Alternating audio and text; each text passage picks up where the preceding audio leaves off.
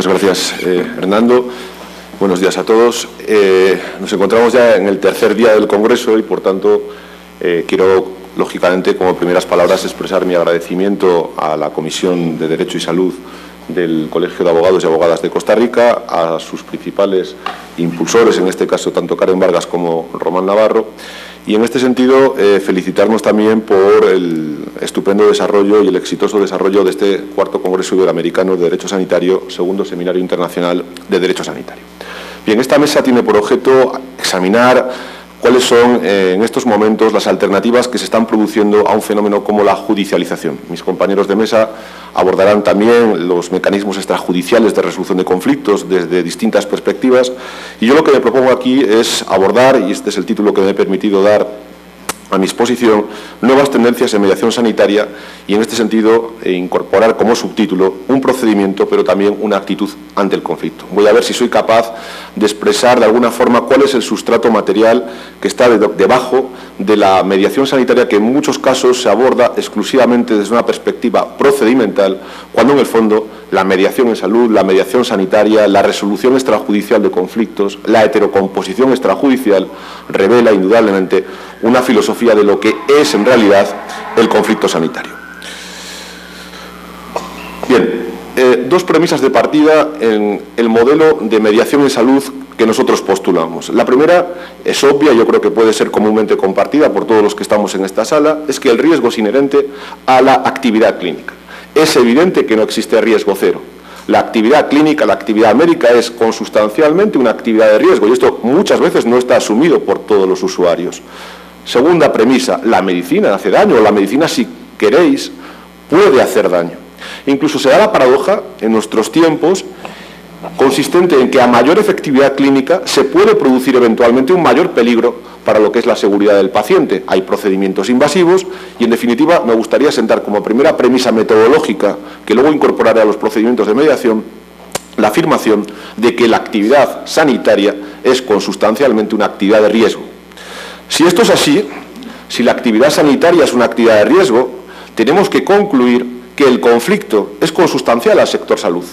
El sector salud es, por definición, un sector conflictivo, un sector en el que se van a presentar conflictos. Si asumimos que el conflicto forma parte del sistema, si huimos de una Arcadia feliz, de un sistema sanitario carente de cualquier tipo de conflictos, en conflictología de la salud tenemos básicamente, no solo en salud, sino en general en la vida, dos formas de abordar los conflictos. Una muy tradicional y que también está en muchos sistemas sanitarios es negar los conflictos. Y ya digo que esto es extrapolable no solo al sistema sanitario, sino a nuestra propia vida. La vida está llena de conflictos. Las organizaciones crean conflictos. Luego, un abordaje clásico del conflicto fue la negación. Otro abordaje es, evidentemente, el tratamiento del conflicto. Pero aquí quiero llamar ya la atención sobre una primera utilidad de la mediación, que es que en nuestro sistema sanitario existen muchos conflictos invisibles. Tenemos conflictos clásicos, conflictos médico-paciente, conflictos por defectuosa asistencia sanitaria, conflictos de alguna forma tradicionales. Pero creo que la mediación, por lo que más tarde expondré, es un mecanismo que nos permite sacar a la luz conflictos invisibles procedentes de actores que inciden en el sistema y que, sin embargo, en muchos casos no conocemos o no tenemos la suficiente información. Por eso el contexto del modelo de mediación sanitaria que nosotros proponemos parte de dos afirmaciones. Una que es común, que es muy tradicional: la relación sanitaria ya no es nunca más vertical, la relación sanitaria ya no se debe asentar sobre el principio de beneficencia, sino sobre el principio de autonomía. Tenemos que procurar que el derecho sea un elemento corrector de la asimetría consustancial a la relación sanitaria. La relación sanitaria es efectivamente una relación vertical. Y fíjense que no es solo vertical desde el punto de vista conceptual. Probablemente los actos de mayor relevancia jurídica que hacemos en nuestra vida sea, por ejemplo, prestar consentimiento informado. ¿Y cómo prestamos consentimiento? En muchos casos, la verticalidad es incluso física, tumbados en una cama. ¿Se imaginan ustedes firmando una hipoteca para comprar un piso, tumbados en una cama? Luego, la relación sanitaria es consustancialmente vertical. Ese es justamente el papel del derecho. Introducir elementos correctores que permitan reequilibrar esa asimetría natural para que de alguna forma se produzca una igualdad en este campo. Bien, esto es común, pero El segundo abordaje, que trata de alguna forma de poner luz la mediación sanitaria, es una segunda afirmación que ya de alguna forma es menos compartida, y es que la relación sanitaria no es bilateral. Tradicionalmente la hemos abordado, la incidencia del fenómeno sanitario, desde la perspectiva de dos actores protagonistas: el médico, el profesional sanitario y el paciente. Sin embargo, entiendo que esta óptica tradicionalmente bilateral, entendiendo que la incidencia en el proceso de salud solo tiene exclusivamente dos actores, médicos y pacientes, tiene que ser trascendida y tenemos que elevar a la luz nuevos actores que están incidiendo, obviamente, en lo que es el sistema sanitario. Pongamos, por ejemplo, los propios familiares, que también generan conflictos, muchas veces al margen del propio paciente. La industria farmacéutica también incide, porque puede predeterminar una determinada prescripción. Lo mismo ocurriría con los propios medios de comunicación, como hemos visto en la mesa, en el panel que nos ha antecedido. Luego, realmente la mediación sanitaria, al margen de que resuelva o no resuelva el conflicto, es un intento por tratar de aflorar y de hacer visible lo que tradicionalmente fue invisible. Estas son, por tanto, las dos premisas de partida que de alguna forma constituyen principios informadores de nuestro modelo. En todo caso, todas estas acciones tienen que ser examinadas desde una doble perspectiva, desde una doble finalidad, como tienen aquí en el slide. No son confrontativas, sino colaborativas, y por otra parte tienen que tener como principio rector la mejora de la calidad objetiva del sistema sanitario y la satisfacción subjetiva del usuario. También es cierto que la mediación no es una receta única. La mediación tiene que adaptarse a las peculiaridades y a la idiosincrasia de cada país. Difiere, por tanto, en cuanto al tiempo de aplicación, difiere en cuanto a las características territoriales, difiere en cuanto a las características jurídicas. Aquí tienen, por ejemplo, las contralorías. En mi particular posición, la mediación no es tanto la creación de una unidad de gestión de conflictos, aunque les expondré algún proyecto piloto en esta materia, como una actitud ante la tradicional forma de abordaje de los conflictos sanitarios. En este sentido, yo quisiera remarcar y poner en conexión dos derechos fundamentales. Es tradicional hablar en los congresos del derecho humano, del derecho fundamental a la protección de la salud. Sin embargo, es necesario también, entiendo, traer a colación un segundo derecho fundamental que está en todos los textos constitucionales y que incluso forma parte del núcleo duro indisponible de los derechos fundamentales, que es el derecho a la tutela judicial, pero me permito añadir el adjetivo de efectiva. Si la tutela judicial no cumple este requisito de efectividad, que está por otra parte también en la propia Carta de San José, en el Convenio Europeo de Derechos Humanos, no estamos satisfaciendo la realización plena del derecho a la tutela judicial. Siendo esto así, es obvio que el gran reto de los ciudadanos es facilitar el acceso a la justicia. Pero yo querría huir, y sé que Hernando tiene discrepancias en este punto conmigo, yo querría huir de un concepto tradicional de justicia equiparado a judicialidad. Es decir, existe una justicia judicial, pero también el principio de justicia se puede satisfacer a través de mecanismos extrajudiciales. De alguna forma veremos cómo la mediación sanitaria es un proceso de transferencia de soberanía de dos poderes clásicos que son generalmente refractarios a ceder soberanía. Por una parte, los propios prestadores de servicios sanitarios, porque van a dejar en manos de un tercero una eventual propuesta de solución, y por otra parte también implica transferencia de soberanía por parte de la autoridad judicial clásica y tradicional. La justicia tradicional, que podría ser un mecanismo para satisfacer la realización del derecho a la salud, sin perjuicio de que haya ordenamientos jurídicos. Aquí me consta que la Sala Cuarta de la Corte Suprema funciona en términos de excelencia, pero no ocurre en todos los países. Como regla general, es cara, es lenta, es rígida, está sometido a procedimientos burocráticos y, sobre todo, bajo mi punto de vista, la solución y la materialización del derecho a la salud a través de la judicialización genera un efecto que es absolutamente indeseado, que es un efecto de inequidad. Porque al final satisfago el amparo de aquel que por su información, que por su conocimiento, que por su capacitación, que por sus medios económicos acude a la justicia tradicional. ¿Y qué hacemos con aquel que no tiene estas cualidades y por tanto no obtiene el amparo? Aquel que se conforma con la resolución del prestador de servicios y por tanto no puede acceder al tratamiento.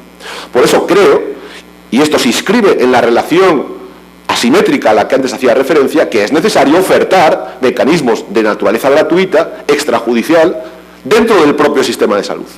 Miren ustedes, la reflexión de la mediación, bajo mi punto de vista, radica en que el propio sistema debe ofrecer una alternativa fuera del otro sistema. Esto no supone en ningún caso la negación del sistema judicial. En última instancia, si el problema no se arregla a través de la mediación sanitaria, siempre, obvio, se podrá acudir a los sistemas judiciales, que son una última instancia, una última garantía.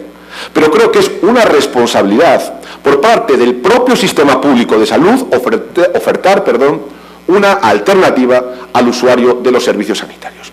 Bien, si convienen conmigo en esto, podemos abordar el siguiente paso. ¿Y qué alternativa puede cumplir el requisito, insisto, que para mí es la palabra clave, de la efectividad en el acceso a la justicia? Este es justamente el trabajo al que todos estamos convocados, el trabajo en el que no hay soluciones únicas, el trabajo en el que de alguna forma hay que respetar las idiosincrasias jurídicas y territoriales de cada país. En cualquier caso, aquí, y lo formulo a efectos incluso de contribución y aportaciones, creo que cualquier sistema de resolución extrajudicial, puede ser el Consejo de Pacientes de Francia, puede ser el Consejo de Seguro de Suecia, puede ser la Contraloría creada en Costa Rica en el año 2002, creo que tendría que respetar como mínimo estas características que pueden ser resumidas a modo de decálogo: rapidez y disminución en la burocracia, indemnización o asistencia del mayor número de casos posibles, confidencialidad muy importante de las actuaciones, comprensión para los perjudicados, aumento de la flexibilidad, importantísimo también, en sexto lugar, reducción de las prácticas de medicina defensiva. La judicialización es evidente que genera medicina defensiva, abaratamiento de costes y de gestión, voluntariedad, honra a la víctima y evitación del descrédito del profesional sanitario. Con el respeto a estos 10 principios, hay múltiples variables para armar un sistema de gestión extrajudicial de conflictos. Pero insisto que la mediación, para mí, en mi modesto entender, más que un procedimiento, que lo es, más que una cuestión de naturaleza orgánica a la hora de instrumentarlo, que lo es, constituye una actitud proactiva ante el conflicto. Bien, no voy a detenerme por razones de tiempo en cuál es el aparataje teórico y metodológico de la mediación sanitaria. Los ADR, los Alternative Dispute Resolutions, surgen y se plasman desde la perspectiva jurídico-positiva con la ley estadounidense del 27 de enero de 1998, pero sí que de alguna forma me gustaría hacer una brevísima referencia a las clásicas modos o herramientas de resolver los conflictos en la historia. Tuvimos la autotutela, que es la imposición de la solución coactiva por el más fuerte. Esto existía antes de los tiempos de la civilización jurídica, pero sigue existiendo en nuestra administración. El derecho administrativo reconoce 2 privilegios de la administración pública: la autotutela declarativa y la autotutela ejecutiva. Tenemos también la autocomposición. Son las partes las que resuelven el conflicto, pero entre ellas, sin necesidad de un tercero. Y tenemos finalmente la heterocomposición. Pues bien, en la heterocomposición es donde podemos residenciar la mediación sanitaria. Voy a saltar estas diapositivas que quedan a disposición del público porque sí me gustaría ser breve para dar espacio a los compañeros, pero en cualquier caso me gustaría dejar claro que a diferencia, de la conciliación, la mediación sanitaria, a nuestro entender, implica la obligación por parte del mediador de formular una propuesta de solución al conflicto. Es decir, la conciliación, que fue el abordaje clásico, era una mera tramitación de la reclamación. El conciliador acerca a las partes, el mediador propone. El arbitraje, que sería el mecanismo más refinado, supondría la imposición de la solución. Nosotros no estamos hablando aquí de arbitraje, pero tampoco hablamos de conciliación. Hablamos de algo más ambicioso, que es que el mediador o la unidad de mediación formule una propuesta de resolución para ambas partes. Bien, dicho esto, paso muy brevemente a explicar cuál sería nuestra propuesta metodológica de implantación de la mediación, con una advertencia previa. Es una mera propuesta de naturaleza metodológica, pero que, por supuesto, no es exclusiva, admite muchas más variables. Bien, evidentemente sería fantástico que los países pudieran promulgar su propia ley de mediación. En este sentido hay básicamente 2 tendencias: países que tienen leyes de mediación de carácter general, vale para la mediación familiar, conflictos, imaginemos, de naturaleza hereditaria, conflictos de naturaleza de separación y divorcio, y en este marco concreto entraría la mediación, o lo que sería, bajo mi punto de vista, aún más decisivo, que hubiera una regulación jurídica autónoma de la mediación sanitaria. Y lo digo porque los principios generales de mediación no se comparecen en todos los casos con la mediación sanitaria. La mediación sanitaria, por ejemplo, debe ser gratuita, la mediación familiar no lo es. El mediador cobra costos a las partes enfrentadas en el conflicto. Y en este sentido, este sería, bajo mi punto de vista, el marco ideal. Pero claro, la pregunta está servida. ¿Qué hacemos mientras tanto? ¿Qué hacemos en aquellos países en los que no tenemos un marco regulatorio de la mediación sanitaria? Y en este sentido, nuestra propuesta, porque la mediación sanitaria tiene que penetrar como gota de agua, tiene que convencer, tiene que ser colaborativa, tiene que desarrollar una estrategia de la complicidad con los propios sanitarios. Me encanta el programa que se diseñó y la asistencia interdisciplinar en este congreso. Creo que puede ser implementada a través de lo que denominamos proyectos piloto. ¿Por qué proyectos piloto? Porque por definición el proyecto piloto constituye una experiencia que tiene un lapso temporal determinado. Por tanto, nunca asustamos a nadie. Vamos a probarlo. Si gusta, continuaremos y lo implantaremos con un carácter estructural. En nuestra propuesta metodológica, que ya digo, creo que me gustaría hablar de las últimas tendencias de estos últimos años, la mediación obviamente se podría implantar una unidad de mediación en el Ministerio. Podríamos hablar de macromediación. Nosotros creemos en la micromediación. Creemos que la mediación debiera estar implantada en cada centro sanitario. El otro día o ayer creo que hablábamos, había una trabajadora social en un interesantísimo conversatorio que decía: yo como trabajadora social, a veces, claro, soy la puerta de entrada del sistema y yo no sé si apoyar al usuario porque también voy en contra de la institución. Y decía yo, no, mediar es justamente trabajar por tu institución. En ese sentido, creo que la mediación sanitaria, el disponer de un mecanismo de resolución extrajudicial de conflictos, debe verse como un marchamo de calidad del propio centro sanitario. En nuestra propuesta creemos en la parte micro y creemos que debe estar implantado a pie de calle, aprovechando los recursos preexistentes, porque también la propuesta, lógicamente, tiene que ser económica. En nuestros modelos siempre proponemos liberar a tiempo parcial a determinados profesionales que tendríamos, lógicamente, que capacitar para que sean ellos mismos los que, por una parte, hagan la mediación, y en este sentido les contaré a continuación cuál es la experiencia que ha habido. Carácter experimental inicial, máxima flexibilidad y, importantísimo, participación de todos los actores antes, durante y después del proceso de implantación del proyecto piloto. Y cuando me refiero a todos los actores, estoy de esta forma ligando este concepto al que decía antes. La relación sanitaria es multilateral. Muchos proyectos fracasan precisamente porque no se tienen en cuenta a todos los actores.